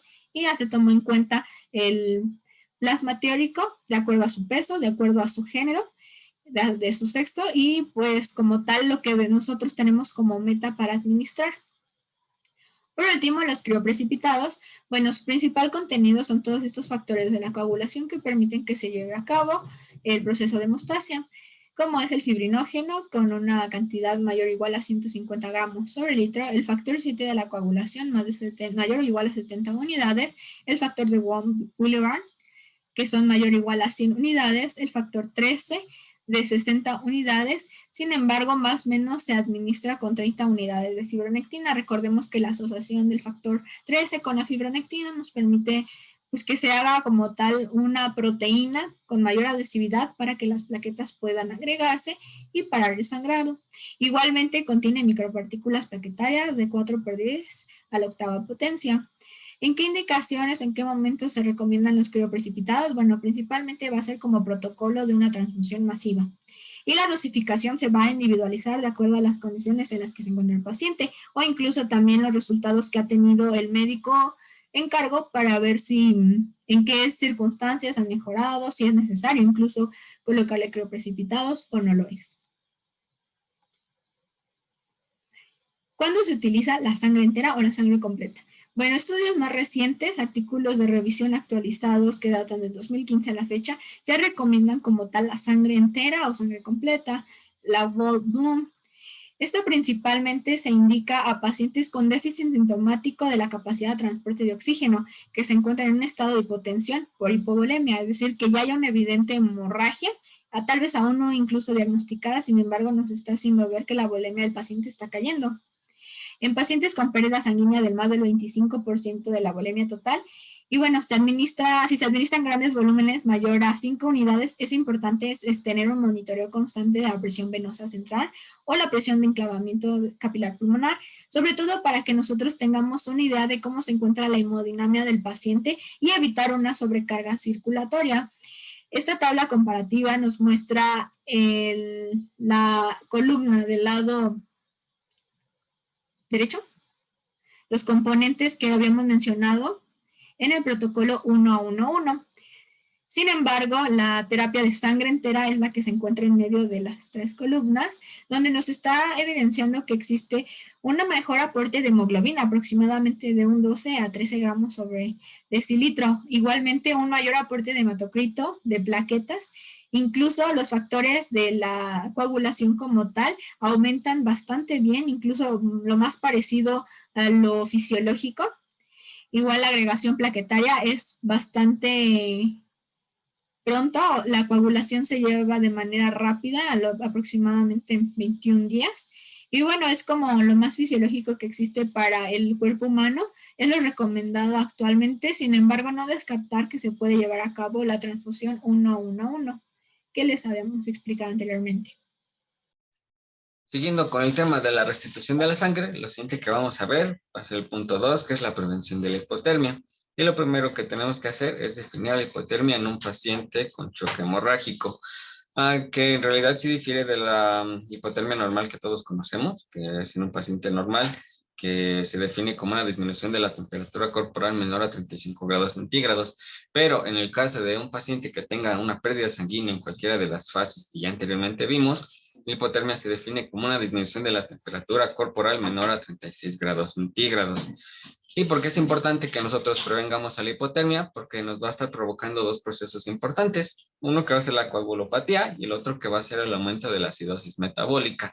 Y como tal, estos dos procesos nos van a estar provocando que haya una mayor pérdida sanguínea. Y esta mayor pérdida sanguínea se debe a que va a haber una disfunción plaquetaria y una menor actividad de los factores de coagulación. Entonces es por eso muy importante que nosotros prevengamos y tratemos a la hipotermia en el caso de que el paciente ya la tenga. ¿Ya? ¿Y cómo podemos tratarla o prevenirla? En caso de que el paciente ya esté recibiendo soluciones cristaloides o coloides, podemos calentar estas soluciones a 39 grados centígrados antes de administrarla. ¿Y cómo podemos calentar estas soluciones? Disponemos de dos maneras, mediante su almacenamiento en un calentador o cuando ya esté nuestro paciente y nosotros tengamos que administrarlo con un calentador de líquidos. En el caso de que utilicemos el primer método, que es el almacenamiento en un calentador, que es una máquina como la que vemos en la imagen inferior izquierda de su pantalla, que esta máquina es más conocida porque aquí se guardan las soluciones para la diálisis. Pero también se pueden guardar las soluciones como las cristaloides o coloides en caso de que las necesitemos para cualquier paciente. Y en el siguiente caso tenemos la administración con calentador de líquidos, en donde la bolsa no está como tal precalentada, sino que cuando nosotros tengamos que infundir los líquidos, la bolsa se queda en el calentador y nos ayuda a calentarla cuando se vaya administrando. O también en el caso de que nuestro paciente ya esté recibiendo alguna transfusión sanguínea, la sangre se tiene que calentar en un calentador de líquidos. La sangre, esta no se puede almacenar en un calentador porque como tal pierde sus propiedades. Entonces lo único que nosotros podemos hacer es calentarla cuando la estemos transfundiendo. Entonces es importante que recordemos eso. La sangre no se almacena en un calentador, sino solamente la podemos calentar cuando se esté transfundiendo. El siguiente punto es la autotransfusión, que como tal va a ser un proceso que consiste en colectar y reinfundir cualquier componente sanguíneo al mismo paciente, que en este caso sirve como donador, es el paciente y a la vez el donador. Las indicaciones para la autotransfusión va a ser que nosotros estemos sospechando de una mortalidad elevada debido a un choque hipovolémico, en donde la alotransfusión, que es la transfusión sanguínea que todos conocemos, en donde tenemos una bolsa sanguínea de un donador humano, pero diferente a nosotros, no está disponible de una manera inmediata y pues es necesario que ocupemos la sangre del propio paciente. ¿Y qué es la sangre o más bien de dónde podemos obtener esta sangre? Pues la podemos utilizar cuando tengamos sospecha de sangre perdida en cavidad peritoneal o en la cavidad pleural. Estas son las dos cavidades en donde podemos obtener la sangre para la autotransfusión.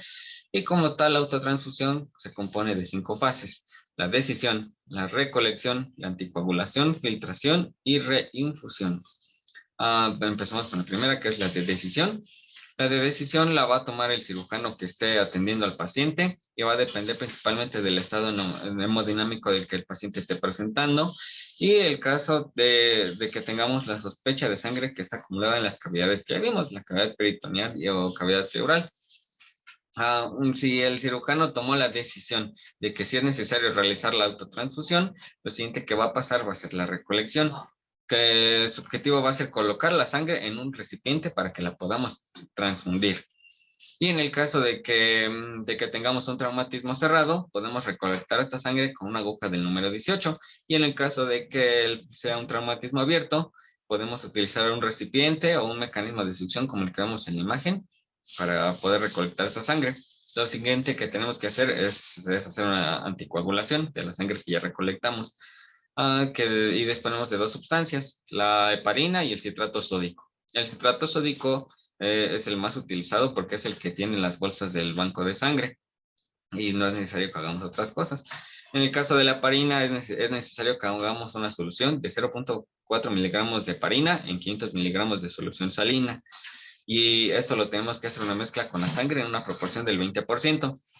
En el caso de que ya tengamos la anticoagulación, pasamos a la filtración, que como tal se realiza con un filtro doble de nylon. ¿Para qué nos va a servir la filtración? Porque como ya vimos, la sangre que sacamos estaba dentro de la cavidad peritoneal o pleural y puede contener coágulos o restos de tejido que pueden estar ahí, y entonces es importante que los retiremos. Y esto se logra mediante la filtración. Una vez que ya está filtrada la sangre, ahora sí ya podemos hacer la reinfusión. ¿Y cómo se realiza la reinfusión? Mediante las venas de nuestro propio paciente. Y esta se puede realizar de 2 maneras. Puede ser durante el acto quirúrgico o después de que ya se controlaron las áreas hemorrágicas, pues justamente para evitar más pérdida sanguínea. Ese es un paso importante. Y por último, vamos a dar a la transfusión masiva, que se define como la administración de más de 10 unidades en las primeras 24 horas o más de 4 unidades en la primera hora de estancia hospitalaria. ¿Y para qué, o más bien, quiénes van a recibir esta transfusión masiva? Principalmente van a ser los pacientes con pérdida sanguínea evidente, niveles 3 y 4, que ya nos dijeron al principio de la exposición. ¿Y cuáles son los objetivos que persigue la transfusión masiva? Reducir los efectos de la coagulopatía, la hipotermia y la acidosis. Pero no todos los pacientes que están en los niveles 3 y 4 de choque hemorrágico son candidatos a la transfusión masiva. Y para esto se creó una escala, que es la escala ABC de transfusión masiva, que dispone de cuatro datos, que es una tensión arterial sistólica menor a 90 milímetros de mercurio, una frecuencia cardíaca mayor de 120 latidos por minuto, si el mecanismo de la herida es penetrante o no, y un examen que es el ECOFAT, que este examen evalúa líquido libre, en este caso sangre, en el fondo de saco de Douglas, en el espacio patorrenal que se conoce como Morrison, en el espacio esplenorrenal y en el pericardio. En el caso de que dos datos sean positivos, nuestro paciente tiene 2 puntos y tiene 38% de probabilidades de que requiera de una transfusión masiva. En el caso de que 3 datos sean positivos, nuestro paciente tiene 3 puntos y tiene 45% de probabilidades para una transfusión masiva. En el caso de que los 4 puntos sean positivos, es ya necesario que nosotros realicemos una transfusión masiva. Pero como todo tiene sus complicaciones, y las complicaciones de la transfusión masiva, la principal va a ser la triada letal que conocemos, la acidosis, la hipotermia y la coagulopatía. Pero para su estudio más como que integral, se dividen en 3. Las complicaciones por el almacenamiento de los componentes, las complicaciones por las alteraciones de la coagulación y las complicaciones por anormalidades metabólicas. Primero vamos a ver las complicaciones por el almacenamiento de los componentes. La primera, como ya vimos, es la hipotermia. Así que es muy importante que nosotros sepamos tratar bien a la hipotermia. Pero la hipotermia va a estar debida a que normalmente las unidades sanguíneas están almacenadas a una temperatura de 1 a 6 grados centígrados. Y entonces, en casos de emergencia, es difícil que nosotros podamos calentar la sangre antes de reinfundirla. Entonces, si nosotros hacemos una reinfusión rápida de sangre, estamos provocando una disminución de la temperatura corporal, que ya vimos que la hipotermia nos causa alteraciones metabólicas y alteraciones de la coagulación. Entonces, es importante que sepamos tratarlas. Como siguiente complicación van a ser los cambios de la afinidad de la hemoglobina por el oxígeno. Las unidades de sangre almacenadas van a provocar que los glóbulos rojos disminuyan el transporte de oxígeno. Y entonces, si los glóbulos rojos disminuyen el transporte de oxígeno, la hemoglobina tiene mayor afinidad por este. Entonces, una vez que la hemoglobina tiene mayor afinidad por el oxígeno, los tejidos ya no van a recibir tanto oxígeno. Y pues por eso es importante también.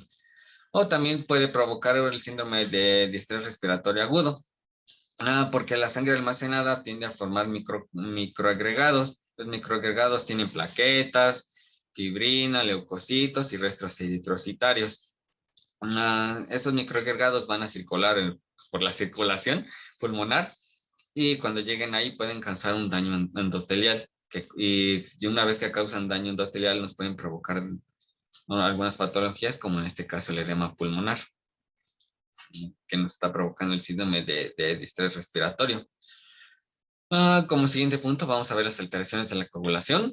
El primero va a ser una trombocitopenia, que se debe principalmente a una dilución de las plaquetas, porque hay plaquetas perdidas debido a que hay una hemorragia y porque nos están ayudando a formar el coágulo y el tapón plaquetario.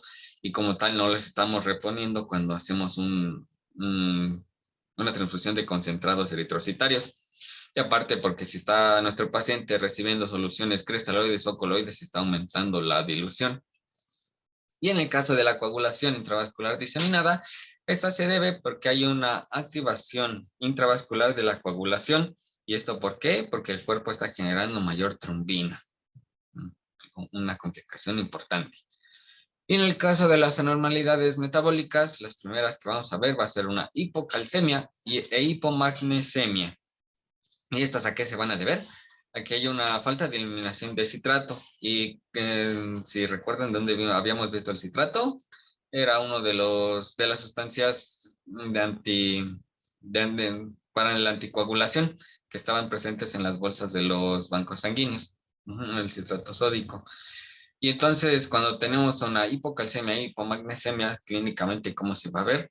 Como una parestesia periumbilical, temblores, prolongación del intervalo QT en el electrocardiograma y las arritmias, que son complicaciones que pueden ser graves.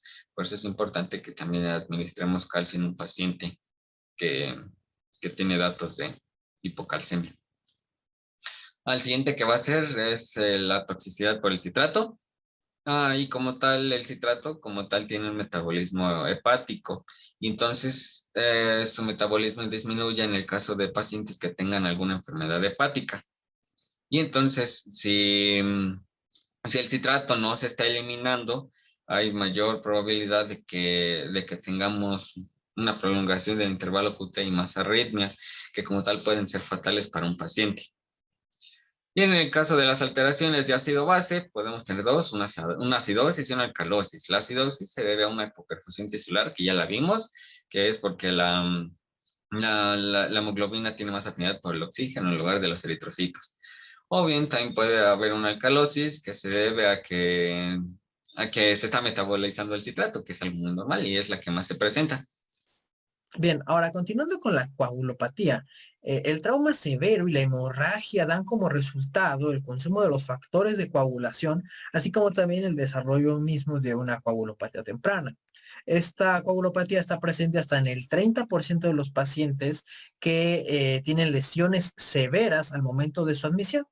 Entonces, además, la reanimación masiva con líquidos producen la dilución de las plaquetas y los factores de coagulación, al igual que los mismos efectos adversos que provoca la hipotermia sobre la agregación plaquetaria y sobre la cascada de la coagulación, pues contribuyen a que se desarrolle este esta patología, esta coagulopatía en el paciente traumatizado.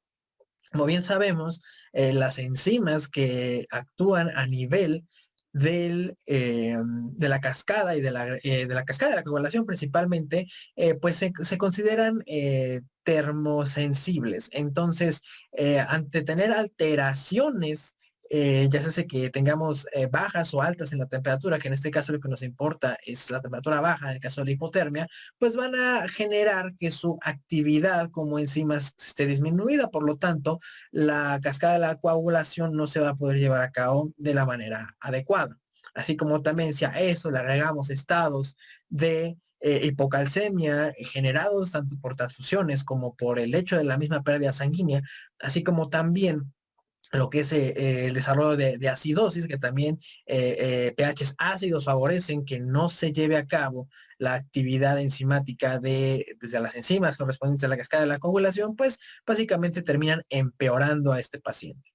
Bien, ahora los estudios que nosotros tenemos que estar haciendo para poder evaluar esa situación en el paciente es el tiempo de protrombina, el tiempo parcial de tromboplastina, el recuento plaquetario, la cuantificación de fibrinógeno, así como también del dímero D, ya que estos, si son cuantificados durante la primera hora, nos van a poder determinar o realmente poder tener una idea acerca de cuál es el estado de coagulación del paciente, sobre todo en aquellos pacientes en los cuales no tenemos historia, o más bien se desconoce historia de trastornos de la coagulación o de la administración de anticoagulantes. Entonces, también otros estudios que nosotros podemos llevar a cabo, que son más sofisticados y que por lo tanto no se encuentran tan distribuidos en las distintas instituciones de salud en el país, es la tromboelastografía y la elastometría rotacional, que estos pues, son de utilidad para determinar cuáles son las deficiencias específicas en la coagulación y que de esta manera puedan ser repuestos de manera específica los factores necesarios para tratar la coagulopatía. Bueno, actualmente se recomienda el uso del ácido tranexámico en el ambiente prehospitalario en pacientes que tienen lesiones graves o tienen hemorragias de grados importantes, que se sabe que lo más seguro es que van a requerir lo que es una transfusión, y debe ser administrado dentro de las primeras 3 horas una vez que se inicia la hemorragia. Se van a aplicar lo que son 2 dosis, una dosis inicial que debe ser de 1 gramo, diluido en lo que son 100 mililitros de solución fisiológica o de Ringer lactato, y que se debe de administrar o de pasar en 10 minutos por vía intravenosa. Posteriormente se sugiere que la siguiente dosis sea después de llevado a cabo la reanimación inicial o 8 horas después de haber administrado la primera dosis. Ahora, en pacientes que no requieren transfusión masiva, la transfusión de plaquetas, de crioprecipitados y de plasma fresca congelado debe ser guiado con base a los estudios que ya mencionamos anteriormente para saber cuál es el estado de coagulación de nuestro paciente, como ya mencionamos, incluyendo lo que es el fibrinógeno, y mantener lo que es este principio de la reanimación balanceada o de la hipotensión permisiva, para nosotros también no impedir la formación de estos y empeorar la situación de nuestro paciente. Es importante mencionar que si el paciente se encontraba previamente consumiendo lo que son anticoagulantes orales o antiagregantes plaquetarios, estos los podemos nosotros identificar a través de alteraciones que se encuentren en los estudios que ya mencionamos anteriormente: el tiempo de protrombina, el tiempo parcial de tromboplastina, el INR también, que creo que no lo hemos mencionado, el cuento de plaquetas, y esto obviamente tenerlo en cuenta para poder nosotros tomar una decisión más anticipada acerca del uso de pues estos componentes hemoderivados, ¿no? Es importante mencionar que en los pacientes con trauma cráneoencefálico severo, son pacientes que suelen generar o desarrollar anomalías de la coagulación, y que debemos de pensarlo, de tomarlo en cuenta pues de forma importante al momento de atender a un paciente con este tipo de lesiones. En cuanto a los parámetros de coagulación, esos deben de ser monitoreados de forma constante, de forma frecuente, con el fin de poder encontrar alteraciones de forma oportuna y realizar la administración temprana de plasma o de factores de coagulación, así como de plaquetas, para mejorar la sobrevida del paciente y también realizar la historia clínica adecuada para saber si el paciente está tomando anticoagulantes o no. Bueno, en cuanto a la administración del calcio, este es un elemento de suma importancia durante la coagulación de la sangre. Como ya se mencionó anteriormente, al nosotros realizar transfusiones con hemoderivados, pues estamos administrando también lo que es citrato que viene incluido dentro de estos paquetes con el fin de evitar la coagulación, pero que al ser administrados en el paciente provocan que todo el calcio iónico que tengan, pues se secuestre y que por lo tanto genere un estado de hipocalcemia. Esto suele ser muy variante o variable dependiendo del paciente y del tipo de choque que presente. Normalmente, la mayoría de los pacientes que reciben transfusiones de sangre no necesitan suplementos de calcio. Cuando se requiera, la administración de calcio debe de guiarse de acuerdo a la medición del calcio iónico. Y pues también es importante mencionar que debemos de tener bien medido el calcio que vamos a administrar, ya que en exceso pues puede ser nocivo, ¿no? En cuanto a la hipocalcemia provocada por la transfusión masiva, normalmente suele afectar en mayor medida a los pacientes que tienen choque hemorrágico, perdón, ya que el estado de hipoperfusión que suele alterar al hígado, pues igual genera una alteración en la función hepática, disminuyendo el metabolismo y la eliminación del citrato, que ya mencionamos, que es el anticoagulante en estos paquetes, y que de esta manera, pues secuestre más calcio iónico en la sangre y que por lo tanto pues se desarrolla el estado de hipocalcemia, ¿no? Entonces, en los pacientes con choque hemorrágico se recomienda llevar a cabo una medición más exacta de lo que es la parte del calcio para poder llevar a cabo su restitución.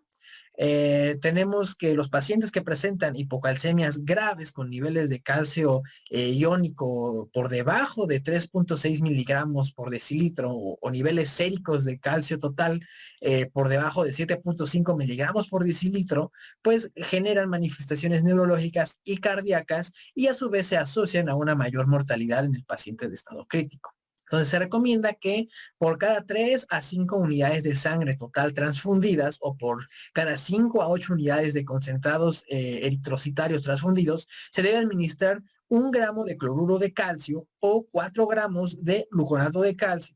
Y se prefiere que si se va a administrar por vía periférica, se utilice lo que es el gluconato de calcio, ya que el cloruro de calcio suele ser más irritativo para las vías periféricas y si solamente se dispone de se recomienda aplicarlo por una vía central. Como último punto, vamos a pasar a lo que es la reevaluación de la respuesta del paciente y la prevención de complicaciones. Hemorragia persistente. La principal complicación en estos pacientes que son de choque hipovolémico, choque hemorrágico, va a ser que existe una mala respuesta a la terapia con líquidos. Y una posible causa a esta mala respuesta es que pueda existir pues, hemorragia persistente, alguna hemorragia de origen no diagnosticado, sin grado de origen no diagnosticado. Este tipo de pacientes se les llama pacientes de respuesta transitoria y se debe instalar una monitorización continua, es decir, se tiene que estar evaluando constantemente al paciente, como lo vamos a ver más adelante, para poder llegar a identificar el origen de este sangrado, de esta hemorragia no identificada y así poder corregir a su vez la terapia de la administración de líquidos. Menciona la TLS que incluso es necesario en algunos pacientes establecer una intervención quirúrgica para poder llevar a cabo la identificación del origen de esta hemorragia. Ahora pasemos con el punto 4.2 acerca de la monitorización del paciente en shock hemorrágico ya después de haber establecido una terapéutica y una mejoría parcial del paciente.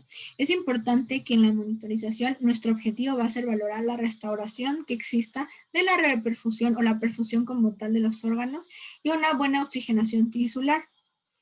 Es importante registrar pues, las constantes vitales, la tensión arterial, el electrocardiograma continuo, donde valoremos pues, la frecuencia cardíaca, que se mantenga un ritmo sinusal, la presión arterial sistólica y la presión arterial media, el pulso, la saturación de oxígeno y como tal la función del sistema nervioso central. Esto se debe llevar tras cada carga de volumen o hemoterapia que se instaure en el paciente y cada hora hasta que se estabilice hemodinámicamente, es decir, cada que se inicie nuevo programa, nueva indicación de fluidoterapia o hemoterapia y tras esta administración cada hora estar checando estas constantes vitales. En cuanto al gasto urinario y el Glasgow se va a valorar cada hora para que pues veamos como tal la correcta progresión del paciente y pues que se comience a restaurar la volemia en general. Es importante mencionar que en los pacientes de edad avanzada debe haber un traslado temprano a la unidad de cuidados intensivos o a centros de trauma, ya que ahí se va a tener esa monitorización estricta y como tal el hecho de tener comorbilidades podrían complicarse en cualquier momento si no se lleva a cabo una buena compensación. Entonces tenerlos monitorizados, digamos, para prevenir cualquier complicación o rechazo a cualquier situación del cuerpo, puede instaurarse una terapéutica inmediata para que se controle el paciente, ya que tiene pues varias condiciones en las que él puede complicarse y pues llegar a la muerte. Y ahora, como último punto de la reevaluación del paciente y para evitar las complicaciones, por supuesto, tiene que llevarse a cabo la identificación o el reconocimiento de otros problemas. Ya mencionamos que el paciente tiene que estar en una monitorización, en una reevaluación constante. Esta reevaluación, esta monitorización nos va a permitir a su vez poder reconocer la existencia de algún otro problema, de alguna otra condición que pudiera estar presentando el paciente. ¿Y cómo vamos a llevar a cabo este reconocimiento? Este reconocimiento se va a llevar a cabo cuando el paciente comience a presentar patrones, condiciones, características que van a diferir de los patrones esperados. Es decir, si el médico ya llevó a cabo toda la evaluación después de las intervenciones, está llevando a cabo una monitorización constante del paciente y el paciente muestra pues signos de recuperación y lo que sea, y de repente cambia todo este patrón a signos de, no sé, por ejemplo, la existencia de alguna posible hemorragia, taponamiento cardíaco, de un motor extensión, un infarto del miocardio o incluso distensión gástrica aguda, aquí es cuando se tiene que llevar a cabo el reconocimiento de algunos otros problemas. Y por supuesto, no nada más se va a llevar a cabo de manera clínica, sino que para esto también, pues ya como lo vimos en el momento del diagnóstico, van a existir pruebas auxiliares que nos puedan ahora sí que auxiliar para poder reconocer diferentes problemas, diferentes condiciones que podría estar presentando el paciente, ¿no? Como tenemos desde radiografía, electrocardiografía, ultrasonografía, entre otros. Para finalizar, les dejamos nuestras referencias bibliográficas, los libros que consultamos y los artículos para realizar la exposición. De igual forma vamos a subir la exposición a YouTube y por medio de Classroom les vamos a compartir la liga para que también por medio de esa misma plataforma puedan colocar alguna duda que ustedes tengan. Eso sería todo por nuestra parte, compañeros. Muchas gracias.